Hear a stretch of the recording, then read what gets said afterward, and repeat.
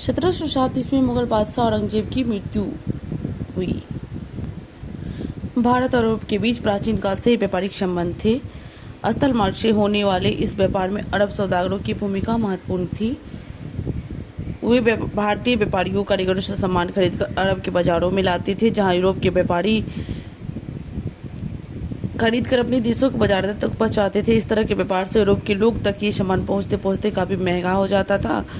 इस व्यापार में यूरोप के व्यापारियों का मुनाफा भी कम होता था।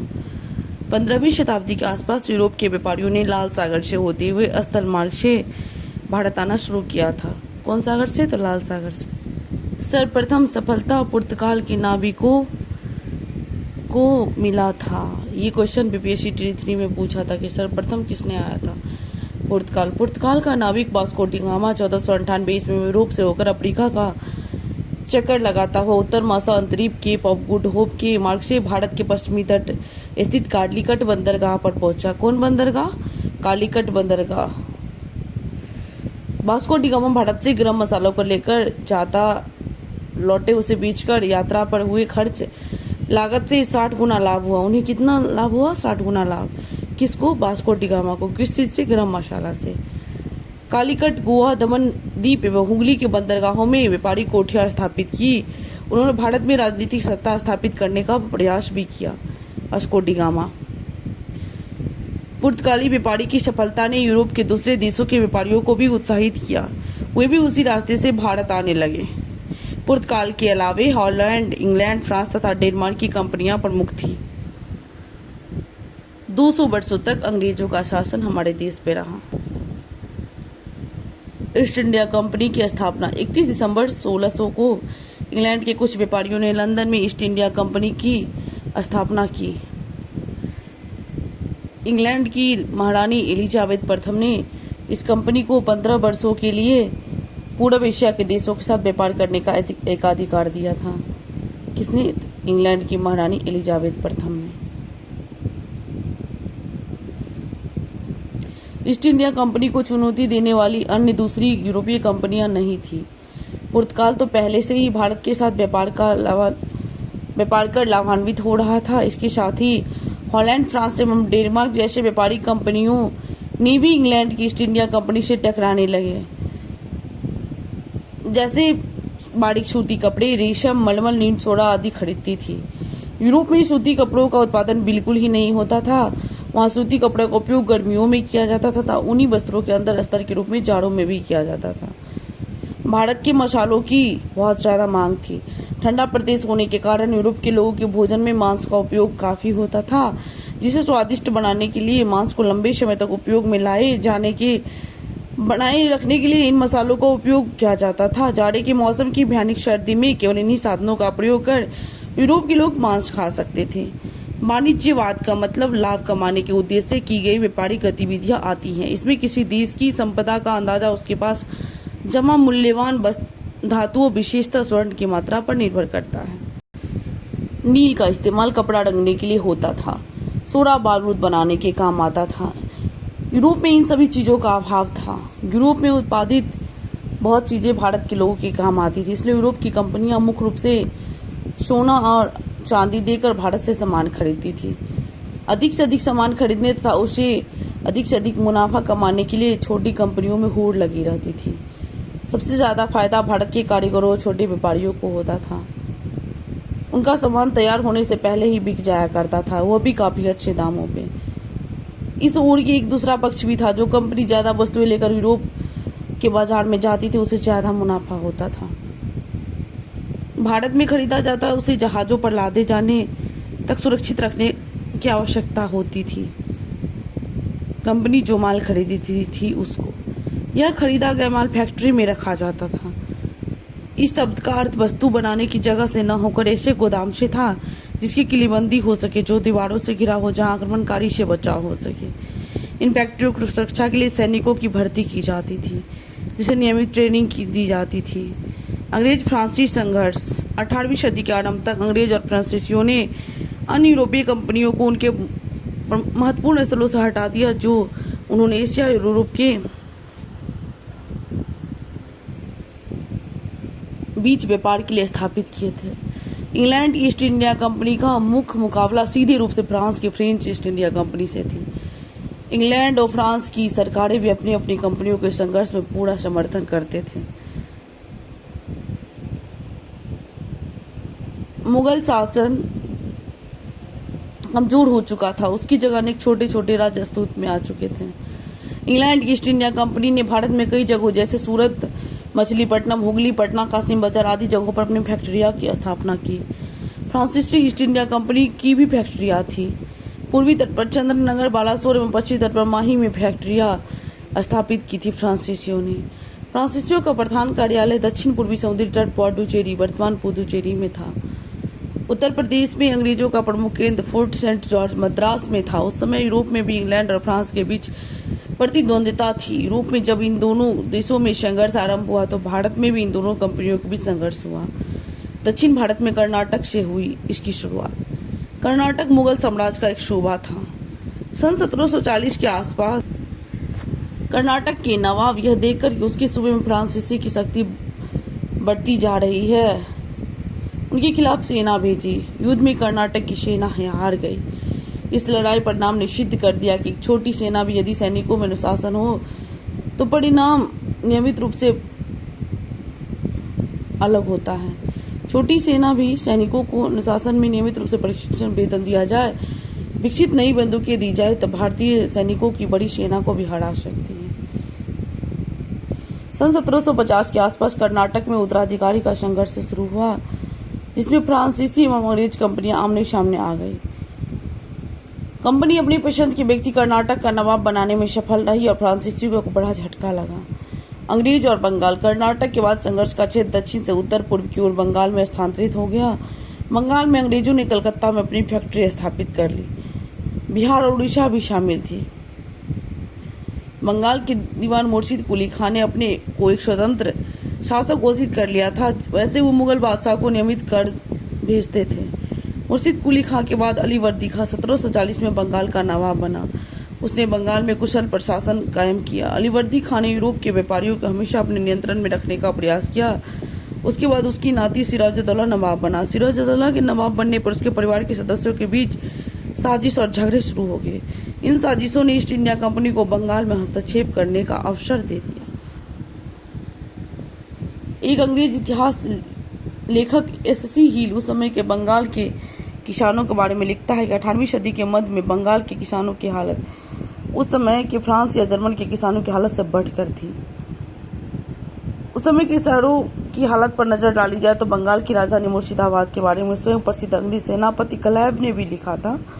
मुर्शिदाबाद का शहर उतना लंबा चौड़ा, आबाद और धनवान है जितना कि लंदन का शहर है। अंतर इतना है कि लंदन के धनाढ्य से धनाढ्य व्यक्ति के पास जितनी संपत्ति हो सकती है उससे 20 इंतहा ज्यादा संपत्ति मुर्शिदाबाद में अनेक के पास है। बंगाल पर व्यापार के शासन तक बंगाल में पहली अंग्रेजी फैक्ट्री 1651 में हुगली नदी किनारे शुरू हुई। 1696 में 1200 रुपये का भुगतान करके 3 गांवों को जमींदारी यानी लगान एकत्र करने का अधिकार प्राप्त कर लिया कंपनी ने। ये 3 गांव गोविंदपुर, सुतानाती और कालिकाता है, जो बाद में कोलकाता के नाम से जाना गया। कंपनी की फैक्ट्री मद्रास एवं बम्बई में भी थे। मुगल सम्राट फिरोजशह से 1717 ईस्वी में शाही फरमान प्राप्त किया गया। इनके अनुसार कंपनी को 3000 रुपये वार्षिक कर के बदले बिना कोई अन्य कर दिए बंगाल में व्यापार करने की अनुमति मिल गई। इस आदेश के बाद कंपनी राज्य में जो खरीदती थी उस पर कोई उसे कर नहीं देना पड़ता था। इस पूरी व्यवस्था से बंगाल के राजस्व का काफी नुकसान हो गया। उसने कंपनी पर धोखाधड़ी का आरोप लगाते हुए किलेबंदी के विस्तार पर रोक लगा दी। बंगाल के नवाब सिराजुद्दौला का नवाब पद से हटाना होगा। बंगाल के व्यापारी को सुरक्षित रखना है तो सिराजुद्दौला से उन व्यक्तियों को एकत्र किया गया। सिराजुद्दौला की जगह कंपनी का एक ऐसा नवाब चाहती थी जो उनके इशारों पर चले। कंपनी ने बंगाल के 2 बड़े व्यापारी अमीचंद्र और जगत सेठ के साथ नवाब के सेनापति मीर जाफर को अपनी ओर मिला लिया। कंपनी का प्रयास सफल भी रहा। सिराजुद्दौला के असंतुष्टों में से किसी को नवाब बना दिया जाए।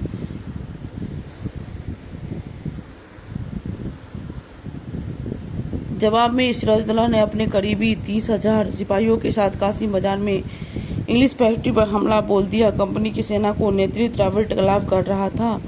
अंत जून 1757 में मुर्शिदाबाद के पास प्लासी में युद्ध हुआ। इस युद्ध में नवाब की सेना हार गई, सिराजुद्दौला मारा गया और मीर जाफर को बंगाल का नवाब बना दिया गया। इस लड़ाई के साथ भारत में कंपनी की सत्ता की स्थापना की शुरुआत हुई। 1 जनवरी 1759 को इंग्लैंड के प्रधानमंत्री विलियम पिट के नाम क्लाइव ने पत्र लिखा। 2 साल की मेहनत और तजुर्बे से मैंने इस देश की हुकूमत के बारे में, यहाँ के लोगों के स्वभाव के बारे में जो परिपक्व ज्ञान प्राप्त किया है, उसमें यहाँ के लोगों की मैं साहस के साथ कह सकता हूँ कि इस तरह का मौका जल्दी फिर आने वाला है।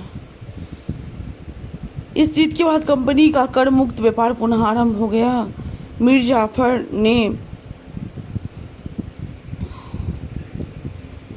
कंपनी के बड़े अधिकारियों को भेंट या घूस के रूप में भारी रकम दी। अशद कंपनी ने मीर जाफर को हटाकर उसके दामाद मीर कासिम को 1760 में बंगाल का नवाब बना दिया। मीर कासिम ने नवाब बनने की खुशी में कंपनी को बर्दवान, मिदनापुर तथा छठगांव जिले की जमींदारी सौंप दी, लेकिन दूसरी तरफ उसने कंपनी अपनी निर्भरता की स्थिति को भी समझा। उसने कंपनी की शिकंजे से छुटकारा पाने के लिए कई कदम उठाए। मीर जाफर के उन अफसरों को हटाना शुरू किया जो कंपनी से मिले हुए थे। मुगल बादशाह फर्रुखसियर द्वारा प्राप्त शाही फरमान द्वारा मिली सुविधाओं का दुरुपयोग कर रहे थे। मीर कासिम ने चुंगी की वसूली खत्म कर दी। 26 मार्च 1762 को मीर कासिम ने अंग्रेज कर्मचारियों के व्यवहार की शिकायत की थी। उसने लिखा था, कलकत्ते से ढाका, कासिम बाजार और पटना तक प्रत्येक स्थान पर प्रत्येक अंग्रेज अधिकारी, उसके गुमास्ते तथा एजेंट मेरे कर्मचारियों के स्थान पर स्वयं जमींदार, तालुकेदार और लगान वसूल करने वाला का कार्य करते हैं। मुर्शिदाबाद पर कंपनी का दबाव बना रहता था। दबाव और नियंत्रण से बचने के लिए मीर कासिम अपनी राजधानी मुर्शिदाबाद से हटाकर मुंगेर ले गया। मीर कासिम ही मुंगेर ले गया था मुर्शिदाबाद से। मुंगेर की उसने बड़ी सुंदर और मजबूत किलेबंदी की। करीब 40,000 सैनिकों की फौज तैयार की। दस्तक वो प्रमाण पत्र था जो कंपनी को कर मुक्त व्यापार की अनुमति देता था। मुंगेर में बंदूक एवं तोपों के कारखाने की स्थापना की। मुंगेर में मीर कासिम द्वारा निर्मित किले को देख सकते हैं। मुंगेर का किला निसंदेह मीर कासिम द्वारा उठाए गए इन कदमों से कंपनी के अफसर नाराज हो गए। उन्होंने नवाब को हटाने का फैसला किया। मीर कासिम ने महसूस किया वो अकेला कंपनी की फौज का सामना नहीं कर सकता, इसलिए उसने मुगल शासक शाह आलम और अवध के नवाब शुजादौला से मदद मांगी। इन तीनों की संयुक्त सेना कंपनी की सेना के साथ पश्चिम बिहार के बक्सर नामक स्थान पर 1764 ईस्वी में लड़ाई लड़ी, जिसमें भारतीय सेनाओं की करारी हार हुई। प्लासी का युद्ध जून 1757, बक्सर का युद्ध 1764। भारतीय सेनाओं की करारी हार हुई। हार के पश्चात 1765 में शुजाउद्दौला और शाह आलम ने इलाहाबाद में क्लाइव के साथ समझौता पर हस्ताक्षर किया। समझौते के अनुसार ईस्ट इंडिया कंपनी को बंगाल, बिहार और उड़ीसा की दीवानी मिल गई। 18वीं सदी की शुरुआत से ही भारत के साथ कंपनी का व्यापार बढ़ता जा रहा था। इंग्लैंड में सोने चांदी की कमी होने लगी थी। पूरे इंग्लैंड में इसका विरोध होने लगा। बंगाल की दीवानी हासिल करने के लिए एक महत्वपूर्ण विकल्प के रूप में उभरा। इससे होने वाले मुनाफे से वो भारत से सामान खरीदकर इंग्लैंड बेच सकते थे, यूरोप भेज सकते थे और मुनाफा कमा सकते थे। प्लासी युद्ध की विजय के बाद वे चाहते तो यहाँ के नवाब बन सकते थे, लेकिन उन्होंने ऐसा नहीं किया। शासन चलाने के बचरे से बचकर उन्होंने व्यापार करना और धन कमाने का सिलसिला जारी रखा। लेकिन बंगाल विजय के पश्चात भारत में महत्वपूर्ण राजनीतिक शक्ति के रूप में उभरे और धीरे धीरे पूरे भारत के आर्थिक संसाधनों पर अपना कब्जा जमाने का प्रयास में लग गए। बंगाल के बाद कंपनी ने भारत के अन्य राज्यों पर कब्जा जमाना शुरू किया। सहायक संधि के अंतर्गत भारतीय शासकों को अपने क्षेत्र में कंपनी की फौज रखनी पड़ती थी। सहायक संधि को स्वीकार करने वाला पहला शासक हैदराबाद का निजाम और दूसरा शासक अवध का नवाब था। अधिकारी को रेजिडेंट कहा जाता। रेजिडेंट के माध्यम से कंपनी इन राज्यों के अंदरूनी मामलों पर नजर रखती थी। नवाबों ने कंपनी की चालों को समझा। दक्षिण भारत का मैसूर राज्य वर्तमान में कर्नाटक उस समय काफी समृद्ध था। वहाँ हैदर अली 1761 से 1782, उसके पुत्र टीपू सुल्तान 1782-1799 सफलतापूर्वक शासन किया। मालाबार तट पर होने वाले व्यापार, जहाँ से कंपनी काली मिर्च इलायची खरीदती थी, मैसूर के नियंत्रण में था। 1785 में टीपू सुल्तान ने अपने राज्य पड़ने वाले बंदरगाहों से चंदन की लकड़ी, काली मिर्च, इलायची के निर्यात पर रोक लगा दी। टीपू ने फ्रांसीसियों से मित्रता की। कंपनी और मैसूर में लड़ाई छिड़ गई। टीपू की कंपनी के साथ आखिरी लड़ाई 1799 में श्रीरंगपट्टनम में हुई, जिसमें टीपू सुल्तान मारा गया। टीपू बहादुरी के साथ लड़ते हुए मारा गया। कब? 1799 में श्रीरंगपट्टनम में। टीपू की कहानी। 1782 ईस्वी में सुल्तान बने टीपू के बारे में एक बार अपने फ्रांसीसी दोस्त के साथ जंगल शिकार करने गए। शेर उनके सामने आ गया। उनकी बंदूक ने मौके पर साथ नहीं दिया। कटार भी जमीन पर गिर गई। फिर भी टीपू ने निहत्थे ही शेर का मुकाबला किया। आखिरकार कटार उठा ली। अंत में उन्होंने शेर को मार गिराया। इसी के बाद से उन्हें शेर मैसूर कहा जाता है। अंग्रेज और मराठों के बारे में आप कक्षा 7 में पढ़ चुके हैं। 1761 ईस्वी में पानीपत की तीसरी लड़ाई में हार के बावजूद मराठा भारत में बहुत बड़े भाग को नियंत्रित करते थे। सिंधिया, होलकर, गायकवाड़ और भोसले जैसे अलग अलग राजवंशों के हाथों में भी थी इनकी बागडोर। 1817 से 19 के युद्ध में मराठे पूरी तरह पराजित हुए। कंपनी का ध्यान पंजाब के महाराणा रंजीत सिंह की ओर गया। 1799 ईस्वी से 1839 ईस्वी रंजीत सिंह की मृत्यु के बाद पंजाब में अस्थिरता आ गई। 1849 में कंपनी ने पंजाब को अपने नियंत्रण में लिया। विलय नीति। भारतीय राज्यों को अपने नियंत्रण में लेने के लिए कंपनी ने बहाने भी ढूंढने शुरू किए। ऐसा ही एक बहाना था विलय नीति। नीति के अंतर्गत किसी शासक की मृत्यु हो जाती थी, उसका कोई पुत्र नहीं होता, उसके राज को कंपनी अपने नियंत्रण में ले लेती थी। इस नीति के तहत 1848 से 1856 के बीच भारत के कई राज्य सतारा, संबलपुर, उदयपुर, नागपुर और झांसी कंपनी के नियंत्रण में आ गए थे। 1856 में लगभग संपूर्ण भारत पर कंपनी का नियंत्रण हो चुका था। जरा सोचिए, 1600 ईस्वी में स्थापित एक व्यापारी कंपनी कैसे इतने बड़े साम्राज्य को अपने नियंत्रण में लेने में सफल रही। 1707 में औरंगजेब की मृत्यु हो गई। आपसी तालमेल का अभाव था। हर राज्य दूसरे इलाके को हड़प कर अपना राज्य का विस्तार चाहता था। एकता के अभाव के कारण भारतीय राज्य एक एक कर आसानी से कंपनी के हाथों पराजित हो गए। कंपनी की सेना के पास भारतीय सेनाओं से बेहतर तोपें और बंदूक थी। भारतीय सैनिकों की तुलना में उसे नियमित रूप से अभ्यास करवाया जाता था। भारतीय सैनिकों की तुलना में वो अधिक अनुशासित थी और उन्हें नियमित रूप से वेतन मिलता था। अपना लाभ सर्वोपरि ईस्ट इंडिया कंपनी जो हम लोगों के देश में व्यापार करने आई थी, यहाँ के आंतरिक कमजोरियों का फायदा उठाने लगा। कंपनी भारत में बना कपड़ा यूरोप में बेचकर मालामाल हो रही थी।